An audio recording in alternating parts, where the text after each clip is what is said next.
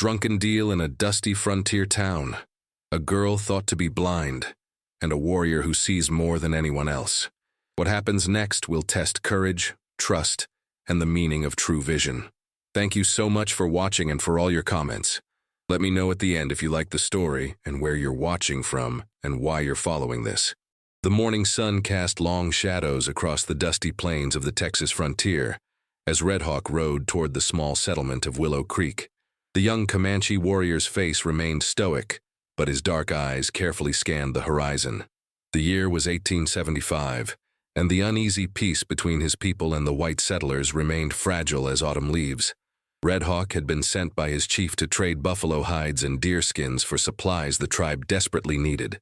Though only 25 winters old, he carried himself with the dignity of a seasoned warrior, his long black hair adorned with a single eagle feather that marked his courage in battle. As he approached the settlement, he could see a crowd gathered outside the saloon. Curious, he slowed his paint horse to a walk. The townsfolk were circled around something or someone, and their voices carried across the wind. "$20 for the blind girl," shouted a red-faced man, his words slurred with whiskey. "Who'll give me $20? Red Hawk drew closer and saw a young woman standing beside the drunk man. Her head was bowed, long brown hair hiding her face, but he could see her thin shoulders trembling. Her simple cotton dress was worn and patched in several places. "15 then," the man continued, grabbing the girl's arm roughly. "She ain't much to look at, but she's strong enough for work." The girl raised her face slightly, and Red Hawk could see her eyes, pale blue like the summer sky, but unfocused, staring at nothing. A blind girl being sold by her own father. The warrior felt a cold anger rise within him. "No takers." The drunk man laughed bitterly. "What good is a blind daughter anyway? Can't even see to cook or clean proper." Red Hawk dismounted and moved through the crowd. The settlers parted uneasily, many eyeing him with suspicion. Relations between the Comanche and settlers remained tense despite the treaties. "I will give you $20, Red Hawk said in careful English. He had learned the language from a missionary who had once lived near his tribe. The crowd murmured in surprise. The drunk man squinted at Red Hawk, his bloodshot eyes widening with recognition. "You? A Comanche? What would you want with my blind girl?" He spat on the ground. $20, Red Hawk repeated, reaching into the leather pouch at his waist.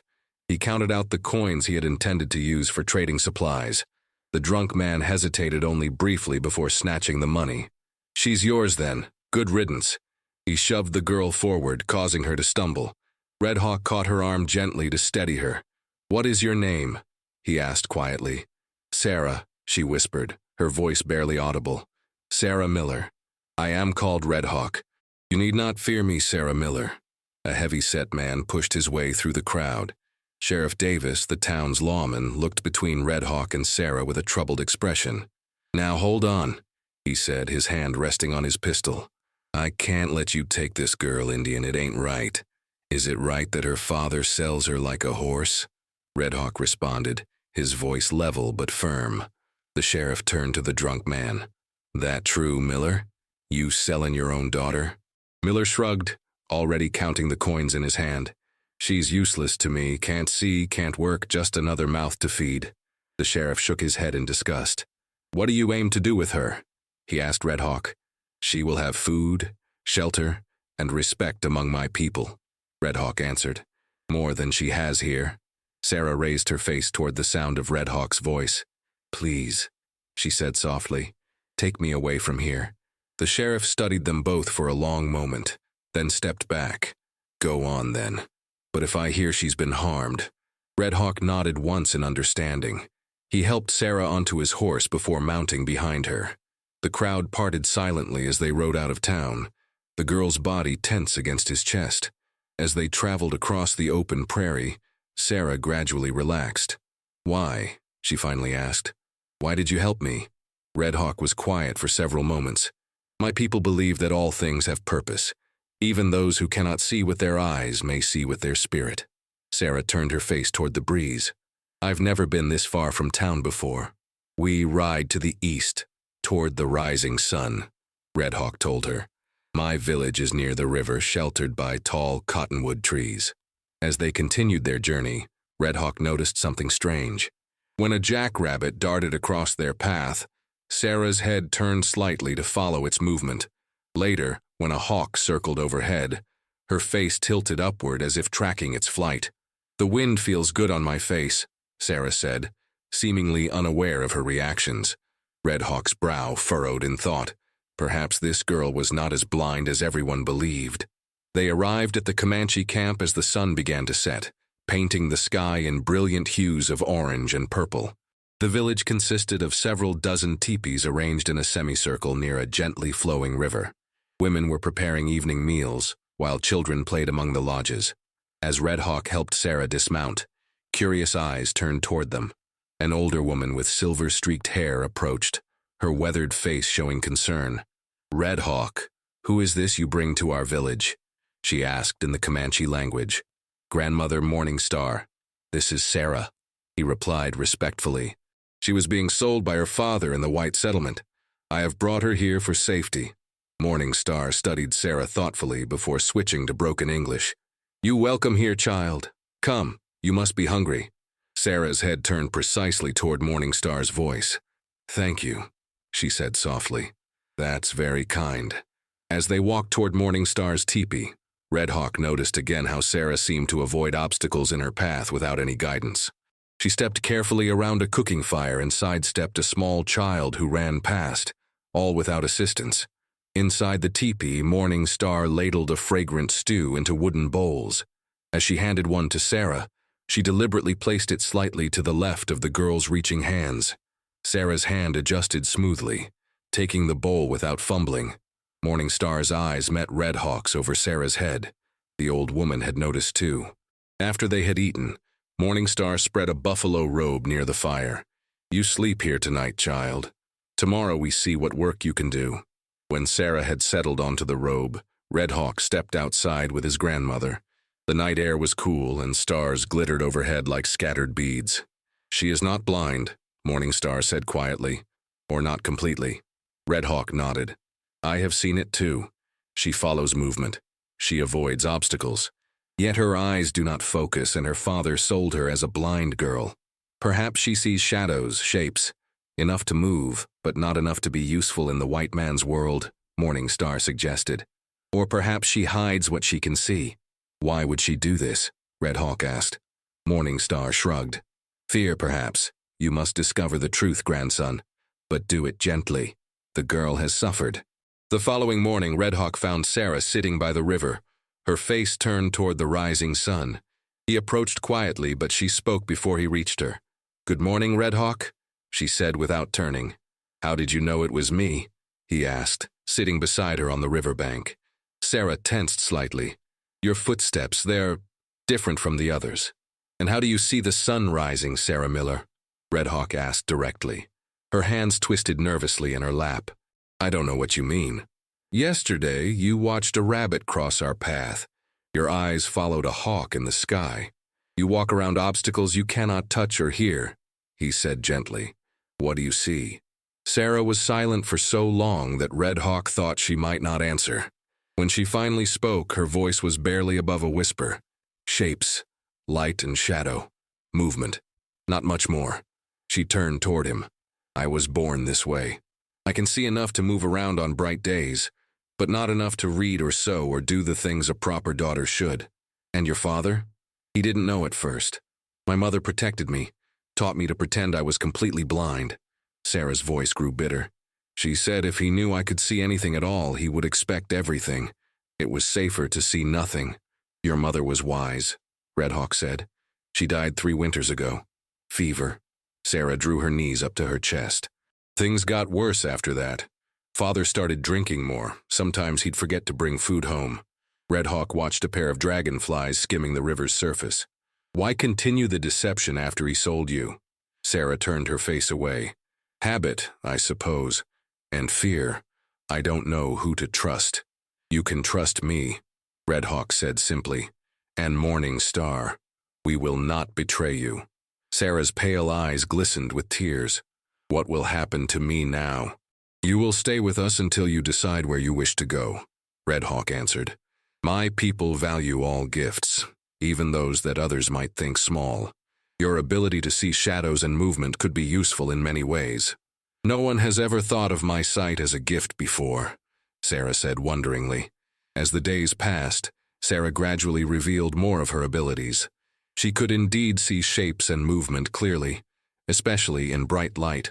Colors appeared to her as varying intensities rather than distinct hues. With Morningstar's patient guidance, she learned to grind corn, prepare hides, and weave baskets, tasks that required touch more than perfect vision. The women of the tribe accepted her presence with curiosity that gradually warmed to friendship. The children were less reserved, quickly drawing her into their games and chatter. Sarah's laughter, tentative at first, grew more frequent and free. One evening, as Red Hawk returned from hunting, he found Sarah helping a group of women prepare a feast. Her movements were confident now, her face relaxed and smiling as she worked alongside them. Something shifted in his chest as he watched her, a warmth that both troubled and intrigued him. This white girl with her partial sight and resilient spirit was becoming important to him in ways he hadn't anticipated. He was still watching when a rider galloped into the camp, his horse lathered with sweat. The man, a scout named Swift Arrow, dismounted quickly and approached the chief's teepee. His expression was grave. "Soldiers," Swift Arrow announced to the gathering crowd. "A full company riding this way. They will reach us by tomorrow's midday." A murmur of concern spread through the tribe. Though they had signed treaties, encounters with the U.S. cavalry rarely ended well for the Comanche. Red Hawk looked at Sarah, standing uncertain among the women. Would the soldiers think she had been kidnapped? Would they use her presence as an excuse for violence? The peace they had found was suddenly as fragile as morning mist. The council fire burned low as the tribal elders debated through the night. Red Hawk sat among them, his face impassive despite the turmoil in his thoughts. Chief Gray Wolf, a man whose wisdom had guided the tribe through many difficult seasons, listened to each speaker in turn. "We should leave before the soldiers arrive," urged Black Horse, a warrior known for his caution. "Move deeper into the hills where they cannot easily follow. And abandon our winter stores, the dried meat and corn that will feed us when snow covers the ground," countered Tall Oak. "We have done nothing wrong. We have honored the treaty. Treaties mean nothing to the white man when they want something," Black Horse responded bitterly. Red Hawk finally spoke. "The girl may be why they come. Her father may have claimed she was stolen, not sold." Gray Wolf nodded slowly. "What does the girl say about this?" "She wishes to stay," Red Hawk answered. "But her wishes may not matter to the soldiers." "Then we must make them matter," said Morning Star, who had joined the council despite not usually speaking among the men. Her status as an elder and medicine woman granted her this privilege. The girl must speak for herself. Sarah was brought to the council fire, her face calm though her hands trembled slightly. Red Hawk had explained the situation to her earlier, and she understood what was at stake. "These soldiers who come," Gray Wolf asked her directly, "will they believe you chose to be here?" Sarah lifted her chin. "My father sold me for $20 and a clear conscience. If they ask, I will tell them the truth." "The truth may not be enough," Black Horse warned. "They may see only what they expect to see, a white girl among Indians. Then I will make them see differently," Sarah replied with unexpected firmness. Morning Star smiled approvingly. "The girl has courage, but we should prepare for all possibilities." As the council continued their discussion, Red Hawk escorted Sarah back to Morning Star's teepee. "Are you afraid?" he asked as they walked beneath the star-strewn sky. "Yes," Sarah admitted, "but I'm more afraid of being forced to return to my father, or being sent to some orphanage where I'd be treated as helpless." Red Hawk stopped walking and turned to face her. "Whatever happens tomorrow, remember that you have a place here. You have earned respect among my people." Sarah's hand found his in the darkness, her touch light as a feather. "Thank you for seeing me, truly seeing me, when others didn't." The moment stretched between them, fragile and significant. Red Hawk felt the same strange warmth in his chest that had been growing over the past weeks. Before he could speak again, Morning Star called from the teepee, breaking the spell. "Sleep now," he said softly. "Tomorrow will bring what it brings." Dawn arrived with a crimson sky that soon gave way to cloudless blue. The tribe prepared for the soldiers' arrival with dignified purpose. Women concealed the most valuable possessions, children were instructed to stay close to their mothers, and warriors casually positioned themselves at strategic points throughout the camp. Red Hawk helped Sarah prepare as well, advising her on what to expect and how to respond. "Speak clearly and without fear," he told her. "Show them you are here by choice. What if they don't listen?" Sarah asked, adjusting the clean dress Morning Star had given her, one made in the style of the white settlers rather than Comanche clothing. "Then we will find another way," Red Hawk promised, though he wasn't certain what that might be. Midday approached with agonizing slowness. Finally, a cloud of dust on the horizon announced the soldiers' arrival. Red Hawk stood with Chief Grey Wolf and several other warriors at the edge of the camp, weapons visible, but not raised. Sarah waited nearby with Morning Star, her pale eyes squinting against the bright sunlight. The cavalry unit approached at a controlled pace, their blue uniforms stark against the autumn landscape. At their head rode a stern-faced officer with a thick mustache and captain's insignia. Behind him, to Red Hawk's shock, rode Sarah's father, his face flushed with what might have been anger or simply the effects of whiskey. The captain raised his hand, and the column halted a respectful distance from the Comanche delegation. After studying them for a moment, he urged his horse forward, accompanied by a translator and miller. "I am Captain James Thornton, United States Cavalry," he announced as the translator conveyed his words into Comanche. "We've come about a kidnapped girl, Sarah Miller." Before Chief Grey Wolf could respond, Sarah stepped forward, her movements deliberate and assured. "I am Sarah Miller, Captain, and I was not kidnapped."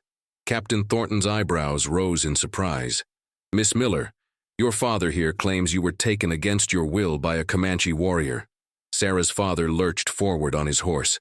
"She's blind as a bat and confused, Captain. Can't know what she's saying." "I am partially sighted, not blind," Sarah stated clearly, "and I am neither confused nor a child. My father sold me to Red Hawk for $20 after trying to auction me off to the entire town of Willow Creek." The captain's gaze shifted between Sarah and her father, his expression hardening as he observed Miller's disheveled appearance and bloodshot eyes. "Sheriff Davis was there," Sarah continued. "He can confirm my story. My father has been trying to be rid of me since my mother died." "She's lying," Miller shouted, his face darkening with rage. "These savages have turned her against her own kind." "Is this true?" Captain Thornton asked Red Hawk directly. "Did you purchase this young woman?" Red Hawk met the captain's gaze steadily. "I paid what her father asked to free her from him. She has chosen to stay with us. She is not a prisoner." "Can you prove any of this?" the captain asked Sarah. "My father still has the money," Sarah replied. $20 exactly, unless he's drunk it away already. And every person in Willow Creek witnessed the exchange. Captain Thornton studied her for a long moment. "Walk to me, Miss Miller," he said finally. Sarah hesitated, then began walking toward the captain's voice.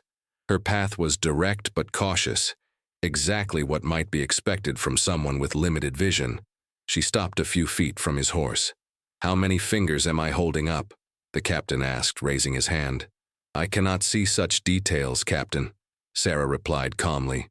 "I see shapes, movement, light, and shadow. Enough to navigate, but not enough to read or do fine work." Miller scoffed. "She's been blind since birth. This is all an act." "No, father." Sarah turned toward his voice. "The act was pretending to be completely blind, because you couldn't accept a daughter who wasn't perfect, but wasn't helpless either." A heavy silence fell over the gathering. Captain Thornton dismounted and approached Sarah, speaking quietly so only she could hear. "Miss Miller, if you wish to leave with us, now is the time to say so. No harm will come to you for speaking the truth." Sarah straightened her shoulders. "I am speaking the truth, Captain. I choose to stay here, where I am valued for what I can do rather than scorned for what I cannot." The captain nodded slowly, then turned to address Chief Grey Wolf. "It seems there has been a misunderstanding. Miss Miller appears to be here of her own free will." "No!" Miller shouted, sliding awkwardly from his horse. "I want my daughter back, or I want compensation. $100 at least." "You've already been compensated, Mr. Miller," Captain Thornton said coldly. $20 was the price you set. The matter is closed." Miller's face contorted with rage, With surprising speed for a drunk man, he lunged toward Sarah, grabbing her arm roughly. "You're coming home, girl." Red Hawk moved instantly, stepping between them and breaking Miller's grip with a sharp twist. The warriors tensed, hands moving to weapons. The soldiers shifted uneasily in their saddles. Captain Thornton's voice cut through the tension. "That's enough, Miller. Stand down or I'll have you arrested for assault." Miller hesitated, his bloodshot eyes darting between the captain, Red Hawk, and his daughter. Finally, he spat on the ground and stumbled back toward his horse. "She ain't worth the trouble anyway," he muttered. Sarah's face remained composed, though Red Hawk could see the pain in her eyes. He stood protectively beside her as Captain Thornton remounted his horse. "Chief Grey Wolf," the captain said formally, "I apologize for this intrusion. It seems we were misinformed about the situation." Grey Wolf inclined his head slightly. "We understand that a father's concern for his daughter would bring you here." The captain's mouth twitched slightly at this diplomatic response. "Miss Miller," he added, "if you ever change your mind, you can find assistance at Fort Richardson." "Thank you, Captain," Sarah replied, "but I have found my place here." As the cavalry unit prepared to depart, Miller made one last bitter comment. "You'll regret this, Sarah.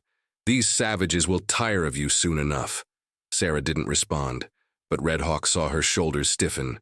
As the soldiers rode away, taking her father with them, he gently touched her arm. "Are you well?" he asked softly. Sarah let out a long breath.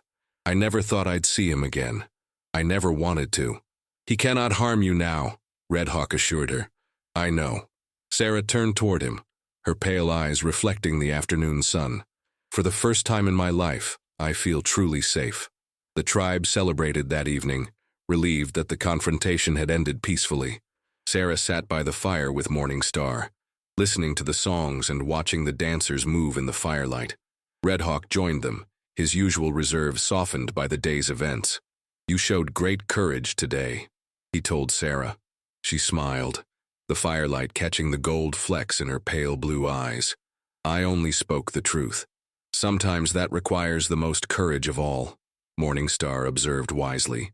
As the celebration continued around them, Red Hawk realized that something had changed, not just for Sarah, but for him as well.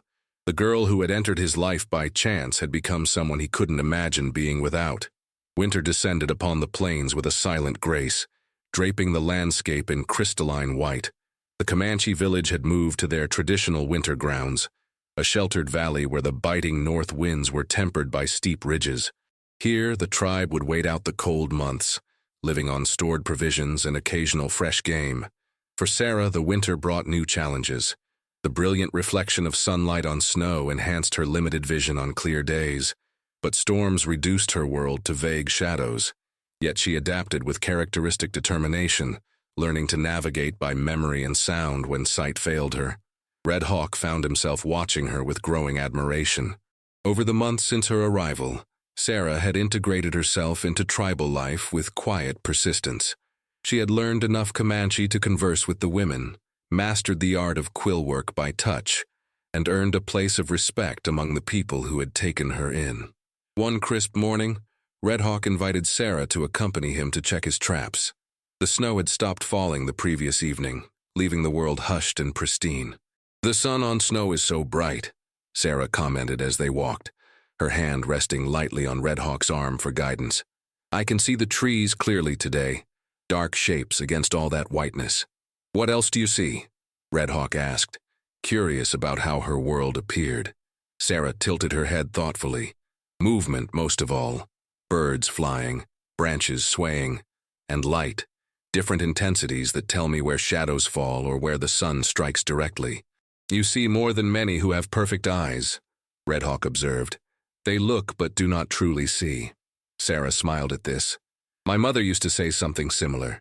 She taught me to use whatever sight I had, to never waste it on self-pity." They reached a small clearing where Red Hawk had set traps. A rabbit had been caught, its struggle ended by the swift mechanism. Red Hawk quickly retrieved it, muttering the traditional words of thanks that honored the animal's sacrifice. "Will you teach me to set a trap?" Sarah asked unexpectedly. Red Hawk hesitated. "It requires precise movements and good vision to place it safely." "I have good hands," Sarah countered, "and you could guide me." I want to contribute more to the tribe. Recognizing her determination, Red Hawk agreed. He guided her through the process of preparing a trap, placing her fingers where they needed to be, explaining each step carefully. Sarah listened intently, her face a study in concentration. Like this? She asked, positioning the trigger mechanism. Yes, Red Hawk confirmed, impressed by her deft movements. You learn quickly. I've had practice learning differently than others, she replied with a small smile. As they worked together, their hands occasionally brushed, sending an unexpected warmth through Red Hawk despite the winter chill. These moments had been occurring more frequently, and each time, the warrior found himself increasingly aware of Sarah in ways that went beyond simple concern or friendship. They were checking the last trap when Sarah suddenly stiffened, her head turning sharply to the west. Someone's coming, she whispered. Horses, several of them. Red Hawk strained his ears and caught the faint sound of hoofbeats. Sarah had heard them first, her senses keenly attuned to compensate for her limited vision. He quickly led her to the shelter of a stand of pines, peering cautiously through the branches. 4 riders appeared at the edge of the clearing, their horses moving at a steady walk. Even from a distance, Red Hawk could see they weren't soldiers. These men wore civilian clothing, their faces obscured by scarves against the cold. Who are they? Sarah whispered. I do not know, Red Hawk replied quietly. Stay here while I... Before he could finish, one of the riders spotted their tracks in the snow and called out to his companions. The men spread out, hands moving to their weapons. We know you're there, shouted one man, his voice carrying across the clearing. Come out now. Red Hawk weighed their options. He was armed with only a knife and the bow he carried for hunting. Against 4 armed men, direct confrontation would be foolish. I will speak to them, he decided. If anything happens, run back to the village, follow our tracks in the snow. I won't leave you, Sarah protested. Red Hawk touched her cheek briefly. Promise me. After a moment's hesitation, she nodded reluctantly. Red Hawk stepped from the shelter of the pines, his empty hands held away from his body to show he carried no weapon. As he approached the riders, one man lowered his scarf, revealing a face Red Hawk recognized with a jolt of surprise. Miller, he said flatly. Sarah's father grinned maliciously, his face even more ravaged by drink than when they'd last seen him. Told you it was Indians, he said to his companions. Where's my daughter, Comanche? She is not your daughter anymore, Red Hawk replied evenly. You sold her, remember? Miller spat into the snow. Been thinking about that. Reckon I sold her too cheap. Me and my friends here. He gestured to the hard-faced men flanking him. Figure she's worth a lot more now. What do you want? Red Hawk asked, though he already knew the answer. What's rightfully mine, Miller sneered. My daughter plus compensation for all the trouble. Your tribe's got horses, blankets, furs. We'll take our pick. From the corner of his eye, Red Hawk saw Sarah emerge from the pines, ignoring his instructions to stay hidden. She walked forward with surprising confidence, her head high. Father, she called, her voice clear in the winter air. Leave now. You have no claim on me or these people. Miller's eyes narrowed as he studied his daughter. You're still mine by law, girl. Captain Thornton might have been fooled, but a circuit judge will see different. No judge would return me to a man who sold his own daughter, Sarah countered. One of Miller's companions shifted uncomfortably. You didn't say nothing about selling your kid, Miller. You said she was stolen. Shut up, Miller snapped. He turned back to Sarah, his expression calculating. You ain't blind at all, are you? Been faking all these years. I see enough to know what kind of man you are, Sarah replied coldly. Miller's face darkened with rage. He abruptly pulled a pistol from his coat, aiming it at Red Hawk. Get on my horse, Sarah, or your Indian friend dies right here. The other men exchanged uneasy glances, but kept their weapons trained on Red Hawk. The warrior remained still, his mind racing through possibilities, none of them good. Sarah took a step forward, then another, her movements deliberate. Put the gun down, father. This isn't the way. Don't tell me what to do. Miller's hand trembled slightly, whether from anger or the effects of alcohol, Red Hawk couldn't tell. Get over here now! What happened next occurred so quickly that later, Red Hawk would struggle to reconstruct the sequence of events. Sarah, moving with unexpected swiftness, stumbled as if her foot had caught in the snow. As she fell forward, She scooped up a handful of loose snow and flung it directly into her father's face. Momentarily blinded, Miller fired reflexively. The shot went wild, startling the horses. Red Hawk seized the opportunity, tackling Miller from his saddle while the other men struggled to control their frightened mounts. Man and gun hit the snow separately. Red Hawk pinned Miller down, while Sarah, showing remarkable presence of mind, grabbed the fallen pistol and pointed it at the other riders. "Leave," she commanded, her voice steady despite the tremor in her hands. "Tell everyone my father tried to kidnap me and paid the price for it." The men hesitated, clearly reassessing the situation. One of them finally nodded. "This ain't worth dying for. Miller's fight, not ours." He wheeled his horse around, the others following his lead. As they galloped away, Sarah lowered the gun, her composure finally cracking. She sank to her knees in the snow, the pistol falling from her grasp. Red Hawk kept Miller pinned, though the fight had gone out of the man. "What should be done with him?" he asked Sarah. She looked at her father for a long moment, her pale eyes reflecting both pain and resolution. "Let him go," she finally said. "He has no power over me anymore." Red Hawk hesitated, then released his hold. Miller scrambled to his feet, backing away warily. "You've made a mistake, girl," he said, but his voice lacked conviction. "Both of you. The only mistake was believing you could ever be a father to me," Sarah replied quietly. "Go and don't return. Next time the tribe won't be as merciful." Miller glanced between them, perhaps seeing for the first time what had grown between his daughter and the Comanche warrior. Without another word, he turned and trudged after his companions, a solitary figure soon swallowed by the vastness of the winter landscape. When he had gone, Red Hawk gently helped Sarah to her feet.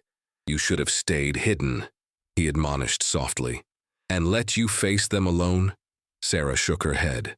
"I couldn't do that." "You were very brave," Red Hawk said, brushing snow from her hair. "How did you know to throw the snow at that exact moment?" Sarah's lips curved in a small smile. "I saw his finger tighten on the trigger. Movement, remember? It's what I see best." Red Hawk marveled at her quick thinking and courage. This woman, once sold as worthless, had proven her value beyond any doubt. "Sarah," he said, taking her cold hands in his, "I must tell you something that has been in my heart." She looked up at him, her pale eyes somehow finding his with uncanny accuracy. "I think I already know," she said softly. "Since you came to my people, you have shown strength and courage that many warriors would envy." Red Hawk continued. "My admiration has grown into something deeper. I would ask you to consider becoming my wife, if that is your wish as well." Sarah's eyes widened, glistening with sudden tears. "I never thought anyone would want me that way, especially not someone as kind and honorable as you." "Is that yes?" Red Hawk asked, a rare smile breaking across his usually solemn features. "Yes," Sarah whispered, reaching up to touch his face, tracing his smile with gentle fingers. "1,000 times yes." They returned to the village as the short winter day faded toward dusk. That evening, before the entire tribe, Red Hawk formally requested Sarah's hand according to Comanche tradition. Chief Gray Wolf, after consulting with the elders, gave his blessing to the union. Morning Star approached Sarah afterward, her weathered hands clasping the younger woman's. "You have found your place among us, daughter of my heart," she said warmly.